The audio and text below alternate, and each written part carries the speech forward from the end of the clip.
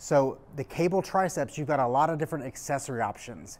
How do you choose which one? And is it important? The answer is yes, it's super important. So we will play with doing this with a bar. There's a time and a place for it. But today we're gonna play with the rope. So are all ropes the same? I'm gonna take this off and show it to you. Do you see how long this rope is? Its length is super important. I'm not sure why you go into most gyms and the rope's always short, but it typically is, and this is a disadvantage because with the shorter the rope, the less you have to work in your triceps available range, because you want to stay shoulder width to make sure that you can fully engage your tricep throughout the entire motion. Do you remember how when we went to biceps, we talked about you want to move in an arcing path? Well, it's the exact same thing for triceps. When you're doing a tricep extension, I've got a fake rope. If I just push down and I go linearly, I'm getting tricep, but I'm not at all maximizing the tricep engagement. I've got to move in an arcing path, moving this rope down and then progressively back through that arc to fully engage the head of my tricep. If I go straight down, it is contracting, but I'm not getting near the benefit. So that little bitty bar that you see at the gym where people do this, that's literally getting like half of the motion. So this long rope is gonna allow us to completely move through the entire range. Now, if you're looking at this rope and you're saying, I don't have this, what do I do? I've got a great option for you. Here's what you're gonna do. You're gonna do this. You're gonna take these things off and we're gonna create our own rope. We're gonna go boom, we're gonna go boom, and we're gonna make our own rope right here, just like this. You don't even have to have a rope. And this is actually, to be honest with you, one of my favorite ways to do this. That was kind of random just to show you, but you don't have to have a rope. So I'm gonna show you now how we're gonna do this if you have access to using one of these. So I'm gonna utilize the full length of this thing, and we're gonna build this from the ground up. Remember, the whole purpose of this program is to teach you how to work out. And all throughout this program, I'm gonna show you, if you don't have this, here's how you do this. If you don't have that, this is how you do that. There's a lot to all this. So watching each video is important because they're all gonna have different things in them. We're gonna build this from the ground up, feet or hip width. We're gonna get in place. I'm gonna align my trunk with this cable. I'm gonna position my elbow next to my rib cage, and I'm not gonna let it move. I'm gonna keep it completely fixed. Tighten my tricep, squeeze through the range, control all the way back up. Common mistakes, elbow moving. This is a great way to ensure that your tricep doesn't work. Okay, I'm gonna set my timer. We're gonna go set one. 1 minute has started. So let's walk through this thing.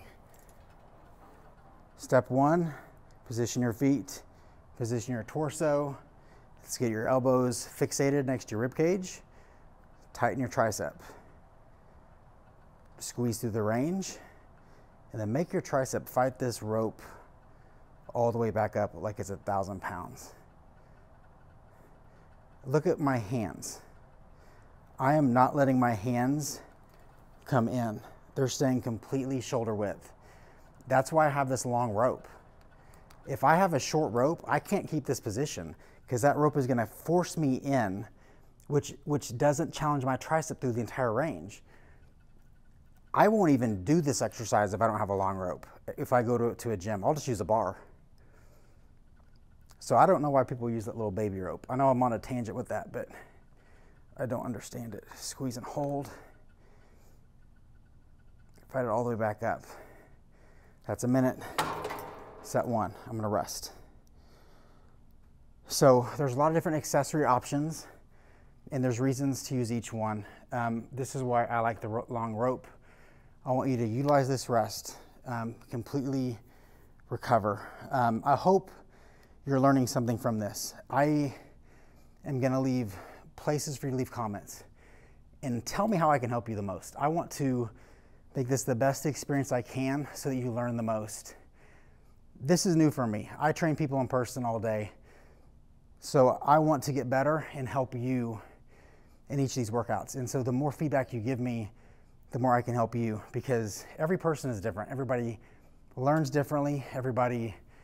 I know there's no perfect method to teach, and there's no perfect way to work out. So how can I help you the most will help me, because what I say to one person is not gonna connect, and what I say to somebody else may connect. And it's hard to always know how to word those things. Okay, the rest time is over. Set number 2. I'm gonna grab this rope. We build it from the ground up, feet in place. Now I told you we're gonna extend your shoulder now. So I'm gonna take my elbows and I'm gonna go past my rib cage. I'm pre-shortening the long head of my tricep. And then I'm not gonna let my elbows move. And now I'm really gonna utilize this length. Now, as you come up, don't let your elbows go forward. Try to keep them back, which is hard. You have to really feel through it. This is another reason why if I'm going fast, there is no way for me to monitor that. I have to move slow to know where I am. And I'm looking to the side because I'm looking at this mirror to even kind of see myself, because it's tough to know where you are in space. This is harder. Why? Because I pre-lengthened the long head of my tricep by taking my elbow, I'm already done. Thank God that time's over. I pre-shortened the long head of my tricep by taking my elbow past my rib cage. We talked about how when you pre-lengthen a muscle, you add the ability for it to contract.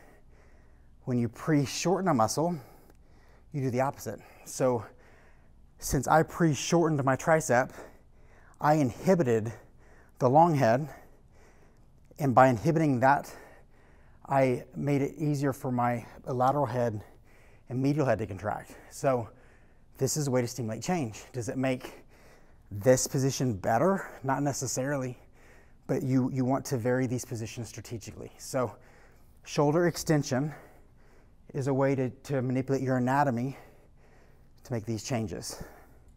We have 27 seconds. Set 3, we're gonna go back to what we did on the first set. We're gonna go shoulder neutral, and then we're gonna stay in that position with the fixed elbow. Hopefully one other thing that you've noticed today is that a minute is not long. Like, honestly, I feel like I wish I had longer in these sets, because I typically will go longer. This is something I'm doing with you for week 1. Okay, minute started.